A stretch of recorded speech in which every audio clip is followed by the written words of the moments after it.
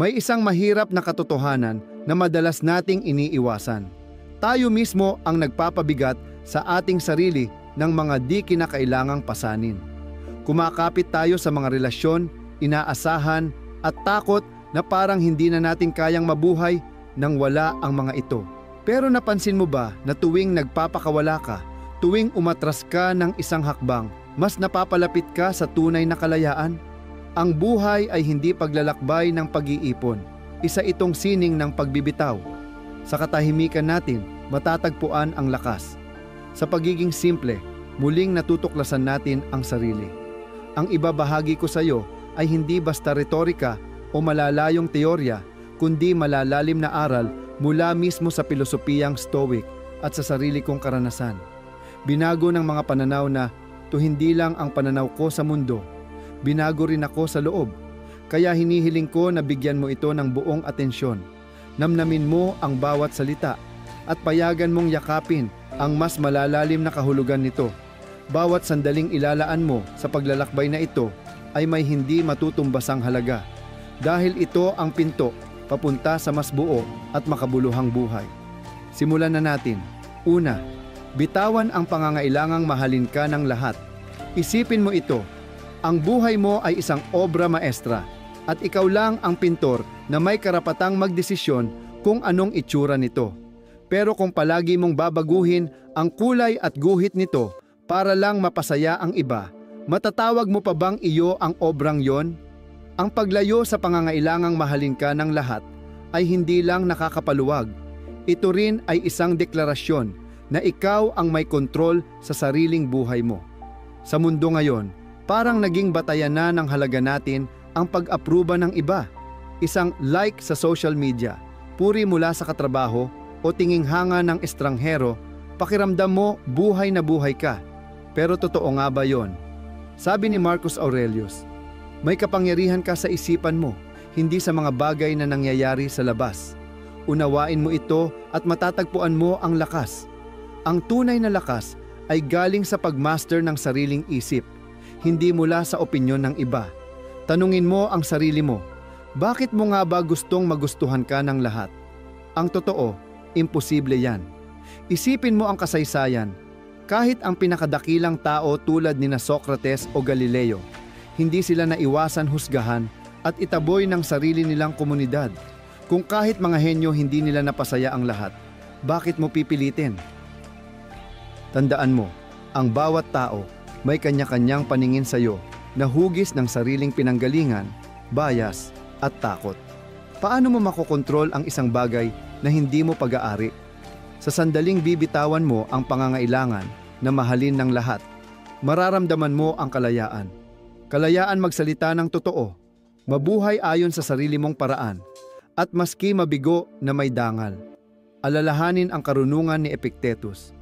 Huwag mong hangarin na maganap ang mga bagay ayon sa gusto mo, bagkus hangarin mong gugustuhin mo ang mga nangyayari. Sa gayoy, mararanasan mo ang payapang daloy ng buhay. Imbes na ayusin ang sarili para sumunod sa gusto ng iba, ayusin ang mindset mo na tanggapin na di mo mapapasaya ang lahat. Ang letting go ay hindi nangangahulugang lalayo ka o magmamanhid. Sa kabaligtaran, ito ay pag-alam na hindi nakasalalay sa pag-apruba ng iba ang halaga mo. Ang buhay ni Franz Kafka ay kwento ng prinsipyong ito. Tahimik siyang lumikha ng mahuhusay na akda, hindi para sumikat. Pagkamatay niya, mga kaibigan pa niya ang nagpursiging ipakilala ang mga akda niya sa mundo.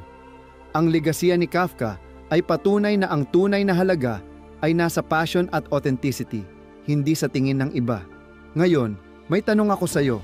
Kung hindi mo na kailangang mahalin ka ng iba, ano ang tatahakin mong gawin? Marahil ay tutuparin mo na ang matagal ng pangarap. Magsasalita ka ng tapang kahit ayawan. O di kaya'y lalakad ka ng dahan-dahan, ayon sa sariling ritmo, walang takot na mapag-iwanan. At higit sa lahat, matututuhan mong mahalin ang sarili mo ng malaya at walang kondisyon, hindi naghihintay ng pahintulot ng ibang tao.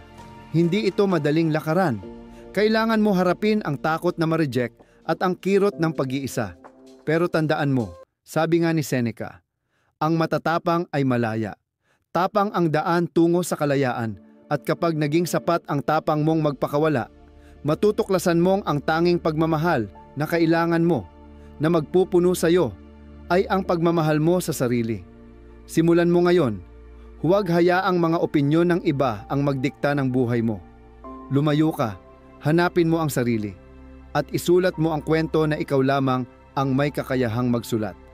Dahil sa huli, ang pinakamahalagang tanong ay hindi kung sino-sino ang nagmamahal sa iyo, kundi kung mahal mo ba ang sarili mo ng sapat para mabuhay ng totoo.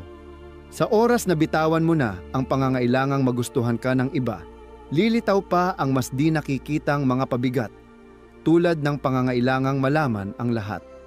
Paano nga ba mamuhay ng mapayapa habang tinatanggap na hindi lahat ng tanong ay kailangang may sagot?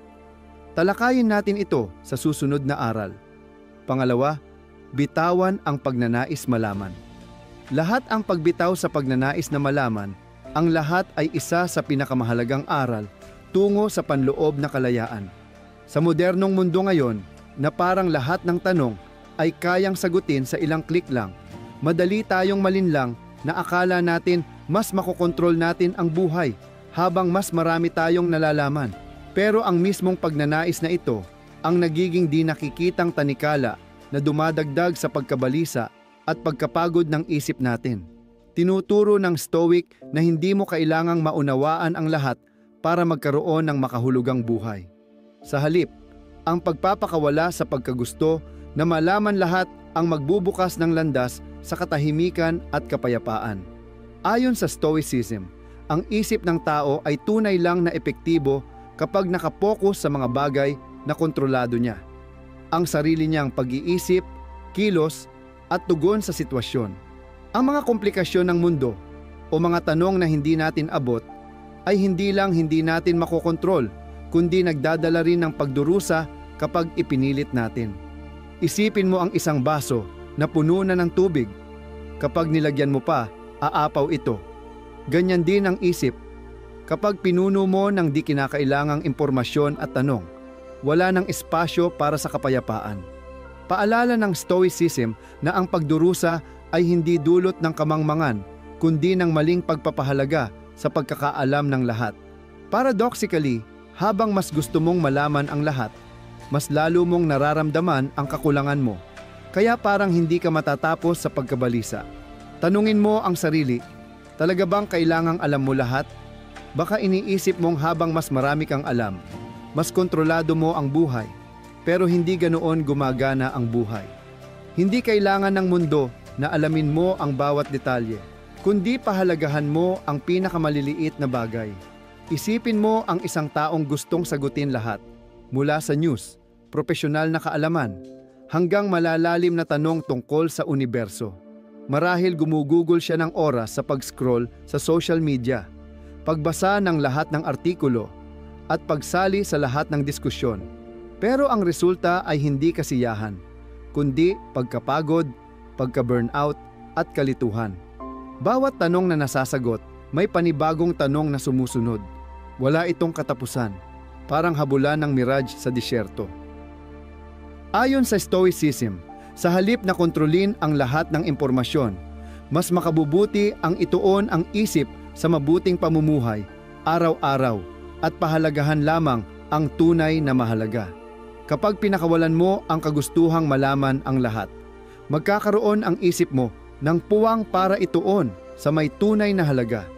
Hindi ito pagtalikod sa pag-aaral, kundi pagiging mas mapili at intensyonal.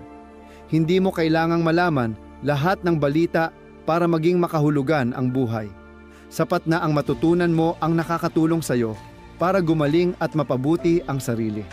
Dahil dito, inuuna ng Stoic ang pagiging simple, sa pag-iisip at sa pagkilos. Ang letting go ng pangangailangang malaman lahat ay hindi madaling gawin. Kailangan nito ng tiyaga, tapang, at kakayahang harapin ang kawalang katiyakan. Pero sulit ang lakbayin ito. Mapapansin mo na kapag hindi mo na hinahangad sagutin lahat, mas marami kang oras at lakas para ituon sa mga pinakamahalaga. Pamilya, kaibigan, kalusugan, at personal na pag-unlad. Tanungin mo ang sarili, Yung hinahanap ko ba ay totoong nakakatulong sa akin mabuhay ng mas mabuti? Kaya ko bang bitawan ang mga di kinakailangang tanong at bigyan ng pahinga ang isip ko? Ang tunay na kalayaan ay hindi galing sa pagkakaalam ng lahat, kundi sa pagtanggap na may mga bagay na hindi kailanman dapat sagutin. Magaan ito hindi lang sa isip, kundi tutulong din para mamuhay kang totoo. Kung naghahanap ka ng simula, magsimula sa maliliit na hakbang. Limitahan ang oras mo sa paghahanap ng impormasyon kada araw. Magtanong lamang kung talagang makakatulong ito sa pag-usad mo. Mag-focus ka sa mga bagay na talaga namang mahalaga sa buhay mo kaysa magkalat ng enerhiya sa mga maliliit na bagay. Higit sa lahat, linangin mo ang intelektual na kababaang loob. Tanggapin na hindi mo malalaman ang lahat at ayos lang yon. Bitawan ang kagustuhang malaman ang lahat. Ito'y isang gawa ng tapang. Pinalalaya ka nito mula sa bigat ng isipan at nagdadala ng kapayapaan at kalayaan na matagal mo nang hinahanap. Ang buhay ay hindi isang puzzle na kailangan lutasin, kundi isang paglalakbay na dapat maranasan. Bitawan mo ang hindi kailangan at madidiskubre mo ang tunay na kahulugan ng pag-iral. Handa ka na bang mamuhay ng malaya? Kung tumatago sa iyo ang perspektibong ito at handa ka nang simulan ang iyong paglalakbay, pindutin ang like para malaman kung magkasama tayo sa landas na to. At kung iba naman ang pananaw mo, huwag mahiyang magbahagi sa comments. I'd love to listen, magpalitan ng ideya at matuto mula sa iyo. Pangatlo, panagutan ang mga karanasan mo. Tigilan ang pagbibintang sa iba. Walang ibang responsable sa buhay mo kundi ikaw. Hindi lang ito katotohanan, pagpapalaya ito. Kapag paulit-ulit kang naninisi ng iba o sitwasyon, isinuko mo na ang kontrol at ginawang sarili mong biktima sa kwento mong ikaw ang sumusulat. Pero kung titingnan mo ng malalim, makikita mong hindi mas madaling landas ang pagbibintang. Dead end ito. Isipin mong parang isang libro ang buhay mo. Kapag naninisi ka, ibinibigay mo sa iba ang panulat para isulat ang kwento mo. Kapag ikaw ang may kontrol, doon ka lang talagang nagiging may akda ng buhay mo. Sabi nga ni Marcus Aurelius, kung ikaw ay nababahala sa anumang panlabas, ang sakit ay hindi galing sa bagay na iyon, kundi sa iyong pananaw. At ito'y may kakayahan kang baguhin agad-agad. Hindi ang sitwasyon ang sanhi ng sakit, kundi kung paano mo ito tinitingnan. At ikaw, hindi ang iba ang may kapangyarihang palitan ang ibig sabihin nito. May magandang analogy mula sa video games. Sa mga role-playing game, ikaw ang pumipili ng karakter at gumagawa ng mga desisyong huhubog sa resulta. Kung hindi maganda ang mga desisyon mo, hindi rin maganda ang kalalabasan. Sa halip na sisihin ang gumawa ng laro dahil mahirap, inuulit mo lang, pinapaganda ang strategy at natututo kang lampasan ang hamon. Ganon din ang buhay. Hindi mo pwedeng i-quit o i-reset, pero pwede mong turuang kontrolin ng mas mahusay ang karakter mo, ang sarili mo. Kapag naninisi ka, kinakawawa mo lang sarili mo at inaalis ang pagkakataong matuto at mag-grow. Isang pangkaraniwang halimbawa, katatapos mo lang makipagkita sa isang business partner at hindi mo nakuha ang deal na gusto mo. Pwede mong sisihin sila na hindi ka naintindihan o isisi sa matinding kompetisyon. Pero, anong napapala mo ron? Sa halip, tanungin mo sarili mo, sapat ba ang paghahanda ko? Paano ko pa mapapabuti ang pakikipag-usap? Tama ba ang strategy ko? Diyaan mo ulit nababawi ang panulat at nagsisimula mong isulat at baguhin ang kwento mo. Nakakatuwang isipin na kapag tinanggap mo ang responsibilidad, marerealize mong hindi ito pabigat. Kapangyarihan ito.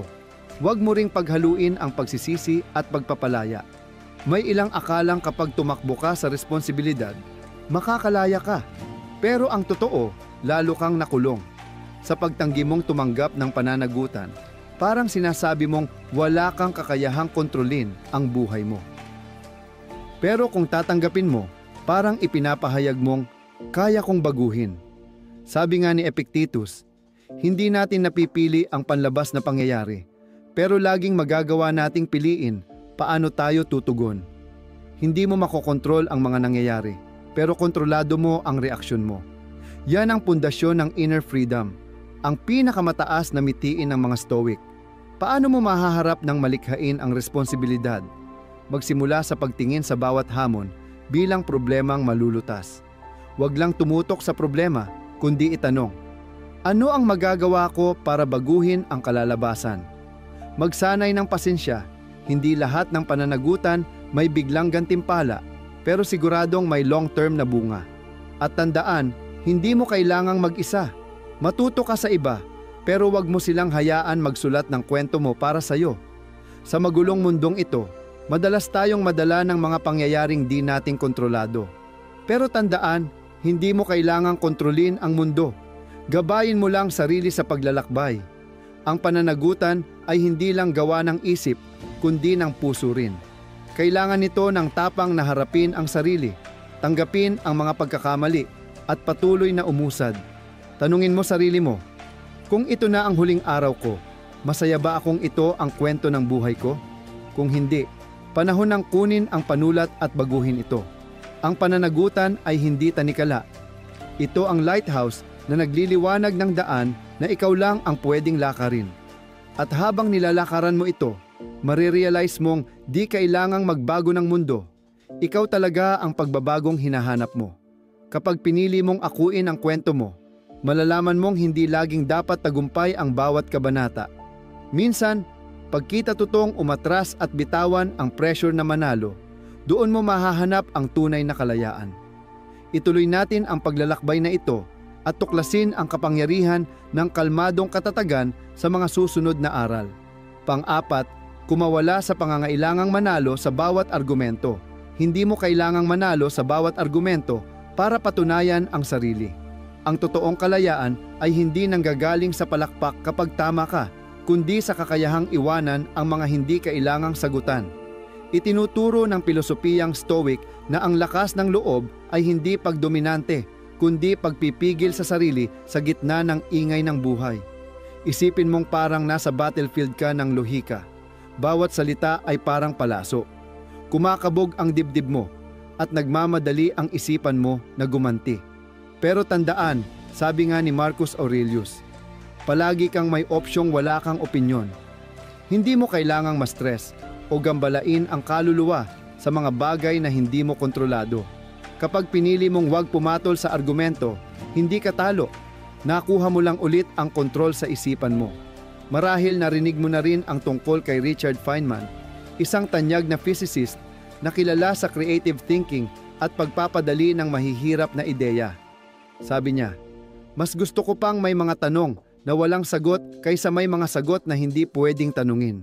Hindi naghangad si Feynman na ipilit ang tama niya sa diskusyong siyentipiko, kundi mas bukas siyang makinig at matuto. Iyon ang sining ng pagbitiw sa pressure na makipagtalo. Hindi dahil wala kang pakialam, kundi naiintindihan mong lahat ng debate may hangganan. Madalas tayong nadadala sa pagdepensa sa sarili, simpleng dahil sa ego. Pero ang ego ay parang salamin na laging gusto ng papuri para mabuhay. Kapag papasok ka sa argumento, tanungin mo, katotohanan ba ang hinahanap ko o pinoprotektahan ko lang ego ko? Kung ego lang, umatras ka muna. Ang totoo, hindi kailangang ipaglaban, matatag siyang nakatayo kahit walang diskusyon. Isang relatable na halimbawa, sa isang meeting sa trabaho, kinuwestiyon ng kasama mo ang ideya mo. Sa halip na agad mag-react, tanungin mo sarili mo, may punto ba sila? Ano ang matututuhan ko rito? Kapag pinili mong makinig at hindi agad makipagsagutan, hindi lang magaan sa pakiramdam, kundi nagtutulungan din kayong umayos ang samahan at respeto. Ang tunay na tagumpay ay ang manalo ng puso ng iba, hindi lang argumento. Tinuturo rin ng Stoicism na ang katahimikan ay lakas. Sabi ni Epictetus, hindi kung ano ang nangyari ang mahalaga, kundi paano ka nagre-react. Kapag pinili mong wag makipagtalo, hindi ka talo, kundi binibigyan mo lang ang sarili ng espasyo para pumasok ang kapayapaan. Sa katahimikan, mas kita mo ang kabuuang larawan kaysa mag-focus sa maliliit na detalye. Ano ang praktikal na hakbang para magamit mo ang aral na ito? Una, subukan ang 3-second pause technique. Kapag gusto mo nang sumagot agad, huminto ka, huminga ng malalim, at tanungin ang sarili. Kailangan ba talaga ang sagot na ito? Pangalawa, ituon ang pansin sa mas malaking layunin ng pag-uusap.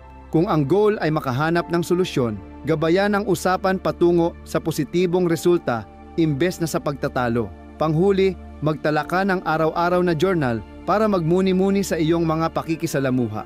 Makakatulong ito para mapansin mo kung kailan mo tunay na naipanalo ang sarili mo sa pagpili ng pananahimik. Alam mo ba kung saan matatagpuan ang tunay na kalayaan? Hindi yan sa tagumpay, kundi sa kakayahang pakawalan ang pangangailangang patunayan ang sarili. Hamunin mo ang sarili mo ngayong linggo. Kung may argumento kang kaharap, piliin ang manahimik at magmasid. Magugulat ka na ang kapayapaang hinahanap mo ay hindi galing sa mga salita, kundi sa self-control. Sa huli, tandaan mong hindi lahat ng tao ay karapat-dapat sa iyong enerhiya at hindi lahat ng pagtatalo ay dapat ubusan ng oras. Tulad ng sinabi ni Marcus Aurelius, ang pinakamagandang paghihiganti ay ang hindi pagiging katulad ng iyong kalaban. Sa pagpili ng kapayapaan kaysa tagumpay, pinalalaya mo ang sarili mo mula sa bigat ng ego at nagkakaroon ng puwang para sa mga bagay na tunay na mahalaga sa buhay. Palayain mo ang sarili mo at matutuklasan mo na ang tunay na kalayaan ang pinakamalaking gantimpala. Gusto kitang batiin dahil umabot ka rito. Ang iyong pasensya at focus ay patunay ng iyong dedikasyon sa transformation na ito.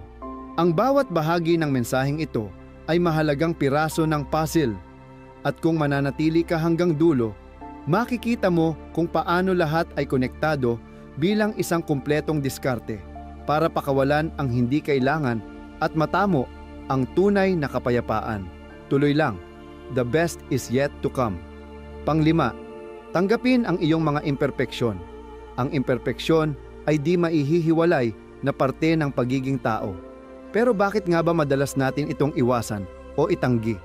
Ang imperpeksyon ay hindi lang realidad na dapat harapin, kundi ang mismong kondisyon na nagbibigay daan sa pag-unlad. Ang mga bitak sa iyong sarili ay hindi kahinaan. Iyan ang mga lugar kung saan unti-unting pumapasok ang liwanag. Ang pagtanggap sa imperpeksyon ay hindi lang pag-amin ng iyong mga kakulangan, kundi isang makapangyarihang paraan ng paglaya mula sa bigat ng mga unrealistic na pamantayan. Ang Stoicism ay may kakaibang pananaw tungkol dito. Sabi ni Seneca, anong progreso ang nagawa ko? Nagsimula na akong maging kaibigan ng sarili ko. Ipinapakita nitong ang pagtanggap at pagkakaibigan sa sarili, kasama ang lahat ng imperpeksyon, ay totoong tanda ng paglago. Imbes na subukang baguhin ang lahat para maitago ang iyong mga flaws, palitan mo ang paraan ng pagtingin mo sa mga ito. Ang imperpeksyon ay hindi dapat takbuhan. Ito'y oportunidad para sa mas malalim na pag-unawa sa sarili at katauhan at magdala ng kaalaman at kapayapaan. Paalala ito na hindi mo kailangang maging perpekto para magkaroon ng makabuluhan at totoo, taos pusong buhay. Isipin mo ang isang sinaunang paso na may mga bitak.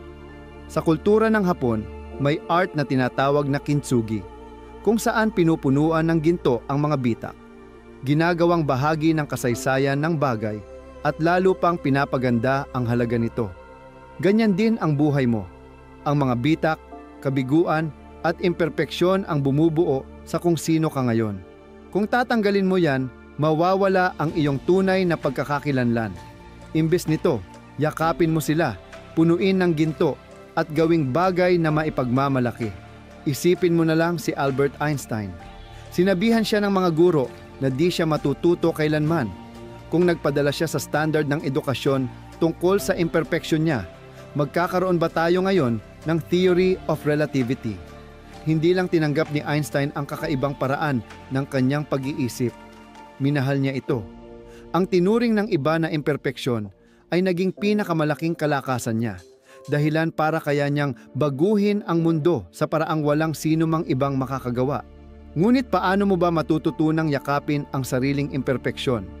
Una, bitawan mo ang pangangailangang maging perpekto. Ang perpekisyon ay isang ilusyon lang na nilikha ng lipunan para itulak tayo sa imposible. Imbes na itanong, Paano ba ako magiging mas perpekto? Ang itanong mo ay, paano ba ako magiging mas totoo sa sarili ko? Sanayin ang sarili na ang mga kamalian at pagkukulang mo ay kasama sa pagiging kaibigan sa sarili, hindi kaaway. Kung nagkamali ka sa trabaho, huwag agad talunin ang sarili. Tanungin, ano kayang matutunan ko dito? Palitan ang self-criticism ng curiosity. Ang curiosity ang pinto sa mas malalim pang pag-unawa sa sarili mo. Isipin ang kaibigan mong palaging naghahabol ng perpekto, ubos oras sa pagtatago ng mga flaws, laging gustong magpakabait sa paningin ng iba. Sa huli, pagod lang ang inaabot at lalong lumalayo sa tunay na kaligayahan. Ikaw, ganun ka rin ba? Inuubos mo rin ba ang sarili mo sa kaliit-liitang bagay? Kung oo, panahon nang magsimulang tumigil at magmuni-muni. Ang mga imperfection mo ay hindi dahilan para bumaba ang halaga mo. Iyan ang tunay na nagpapabukod tangi sa iyo. Tandaan mo, ang isang painting ay hindi maganda dahil ito ay perpekto, kundi dahil ang mga kusang stroke at asymmetry ang nagbibigay dito ng kaluluwa. Ang buhay mo, ganyan din. Hindi mo kailangang itago ang mga messy brush strokes mo. Hayaan mo silang ikwento ang kwento ng sarili mo. Sa huli, itanong mo sa sarili, kung lubos kong yayakapin ang lahat ng kung sino ako, hindi ba mas magiging masaya ako? Subukang bitawan ang bigat ng pagiging perpekto kahit minsan. At mararanasan mo ang gaan na sinasabi ng Stoic philosophy. Ang imperpeksyon ay di lang bahagi mo. Regalo ito upang makakonekta ka sa mundo sa pinakatotoong paraan. Mamuhay ka ng totoo dahil doon ka lang magiging tunay na malaya. Ang pagtanggap ng imperpeksyon ay hakbang papunta sa self-discovery. Pero may mas malalim pa tayong kailangang harapin. Ang mga kwento na lagi mong pinaniniwalaan tungkol sa sarili mo. Totoo ba ang mga kwento na naniniwala ka tungkol sa sarili mo o pawang mga limitasyon lang na walang saysay? Tara, tuloy natin ito sa susunod na lesson. Pang-anim, palayain mo ang sarili mo sa mga limitadong kwento. Hindi ikaw ang kwento na paulit-ulit mong sinasabi sa sarili mo. Ang mga tahimik na kumpirmasyon na paulit-ulit umaalingaw-ngaw sa utak, yung hindi ako sapat, hindi ko deserve to, o hindi ko kaya magbago. Hindi yan ang katotohanan. Pira-piraso lang yan ng nakaraan. Mga patong-patong na emosyong nabuo sa paglipas ng panahon hanggang nakabuo na ng di nakikitang kulungan ng sarili mong isipan. Ayon sa Stoic philosophy, ang tunay na kalayaan ay hindi nakasalalay sa panlabas na sitwasyon, kundi sa kagustuhan mong bawiin ang kalayaan mula sa sarili mong mga limitasyon. Sabi nga ni Seneca, mas madalas tayong naghihirap sa imahinasyon kaysa sa realidad. Paalala ito na kadalasan, ang pinakamalaking sakit ay hindi dulot ng mismong pangyayari, kundi ng paraan ng pag-iisip at interpretasyon natin dito. Ang mga limiting stories ay malinaw na ebidensya nito. Hindi sila realidad, pero habang tumatagal, nagiging maskara sila na nagkukulong sa isipan, na hindi na natin mahati kung alin ang totoo at alin ang ilusyon na pinaniwalaan natin. Natanong mo na ba ang sarili mo? Totoo ba ang pinaniniwalaan ko tungkol sa sarili ko? O script lang na inulit ko ng paulit-ulit, kaya akala ko, ito na talaga ako. Ang mga kwentong ito ay kadalasang galing sa takot mabigo, matanggihan o kulangin. Pero tanungin mo, ano ba talaga ang pinipilit mong protektahan? Tinatakot ka ng sakit, pero hindi ba itong mga kwento rin ang lalong nagpapahirap kaysa sa mismo'y kabiguan na kinatatakutan mo? Sabi ni Epictetus, ang tao ay nababalisa hindi ng mga bagay, kundi ng opinyon niya rito. Hindi ang realidad ang pinagmumula ng pinakamasakit. Ang kahulugan na inaatas natin rito ang tunay na nagpapahirap. Ang mga limiting narratives ay hindi katotohanan, interpretasyon lang ng totoo. Imbes na hayaang kontrolin ka ng mga istoryang, subukan mong magtanong ng bago. Kung hindi ako naniniwala sa kwentong ito, ano kayang gagawin ko? Hindi lang ito hypothetical, isa itong pintuan. Sa pagtigil mo sa paniniwala sa mga lumang kwento, binubuksan mo ang posibilidad na matuklasan ang panibagong bersyon ng sarili mo. Hindi ibig sabihin nito na itinatanggi mo ang iyong nakaraan, kundi binibigyan mo ito ng bagong kahulugan. Ang mga pagkakamali ay hindi na mga kabiguan, kundi mga aral. Ang mga limitasyon ay hindi na mga pader, kundi mga tuntungan. Ang pagpapalaya sa sarili mula sa mga self-limiting na kwento ay hindi isang bagay na nangyayari agad-agad. Nagsisimula ito sa kamalayan. Sa pagkilalang ikaw ay hindi iyong kwento, kundi ang tagapagsalaysay ng iyong kwento. Isipin mo ang sarili mo bilang isang manunulat at ang buhay mo bilang isang libro. Ang mga nakaraang kabanata ay naisulat na. Pero paano naman ang susunod? Maaari kang magsimula kailanman sa kahit anong kwento na gusto mo. Magsimula sa maliit na hakbang. Imbes na sabihing, hindi ko kaya, subukang sabihing, susubukan ko. Imbes na sabihing, palagi akong nabibigo, subukang sabihing, natututo ako mula sa aking mga pagkakamali. Ang pagbabago ng iyong mga salita ay nagbabago ng iyong kwento. At ang pagbabago ng iyong kwento ay nagbabago ng iyong buhay. Tandaan, bawat paglalakbay ay nagsisimula sa isang hakbang, ngunit ang hakbang na iyon, kahit gaano kaliit, ay nangangailangan ng tapang na bitawan ang nakasanayan. Sa huli, huminto ka sandali at itanong sa sarili, kung hindi ka nakatali sa anumang kwento, sino ka kaya? Paano mababago ang buhay mo kung mangahas ka lang bitawan ang mga limitasyong ikaw mismo ang gumawa? Huwag mong hintaying bukas bago sagutin ang tanong na ito. Simulan mo nang baguhin ang iyong kwento ngayon. Sabi nga, ang kalayaan ay hindi natatagpuan sa malayo. Makikita mo ito sa bawat iniisip at bawat kilos na pinipili mo. Ituon mo ang pansin sa iyong sarili at hayaang lumipas ang iba. Sabihin mo kasama ko sa mga komento, naniniwala ako sa aking sarili. Sa pagbitaw mo sa mga limiting beliefs mo tungkol sa sarili mo, pinalalaya mo ang isip mong magsimulang muli at sumulat ng bagong kabanata na puno ng kalayaan at potensyal. Huwag mong hayaang ang nakaraan ang magkulong sa iyo. Gawin mo ang may pananampalataya at determinasyon. Ang tunay na kalayaan ay hindi mula sa pagbabago ng mundo sa labas, kundi mula sa tapang na baguhin ang pananaw mo sa sarili mo. At kapag napalaya mo na ang sarili mo mula sa mga limitasyon, ang huling natitira na lang ay harapin ang iyong sarili. Sa katahimikan at pag-iisa, matatagpuan mo ang lakas na hindi kayang ibigay ng maingay na mundo sa labas. Yakapin mo ang huling aral na ito, hindi bilang isang bagay na dapat katakutan, kundi bilang isang malalim na guro na tumutulong sa iyong makilala pa ang iyong sarili. Sama-sama nating gawin ang huling hakbang na ito. Number 7. Yakapin ang lakas sa pag-iisa. Siguro naranasan mo nang lamunin ka ng kalungkutan, parang isang dambuhalang alon na nag-iiwan ng kawalan at takot na parang hindi kayang lampasan. Pero sa perspektibo ng Stoic philosophy, ang kalungkutan ay hindi kapahamakan na dapat takasan. Isa itong mahalagang espasyo, isang mundo na tanging matatapang lang ang nakakakita ng yaman nito, self-mastery at inner strength. Sabi ni Marcus Aurelius, naghahanap ang mga tao ng lugar ng pahinga sa probinsya, sa tabing dagat o sa bundok, pero nasa kapangyarihan mo, kahit kailan mo gusto, na magretiro sa iyong sarili. Libong taon na ang nakalipas, alam na niya na ang tunay na kapayapaan ay hindi hinahanap sa labas. Nasa loob natin ang bawat piraso ng katahimikan at lakas na kailangan natin. Pero upang makapasok sa tanggulang ito, kailangan mo munang lampasan ang takot na harapin ang sarili mong isipan. Isang pagsubok na kakaunti lang ang naglalakas loob. Sa pinakasimple nitong anyo, ang kalungkutan ay isang matinding pagsubok ng pagtitiwala sa sarili. Pinipilit ka nitong itigil ang paghingi ng papuri o ginhawa mula sa labas at tumalikod paloob, harapin ang sarili mo sa simpleng paraan. Sa katahimikang ito, lalabas ang iyong mga kahinaan at takot. Pero imbes na tingnan ito bilang negatibo, hinihikayat tayo ng Stoic philosophy na yakapin at harapin ang mga katotohanan ito.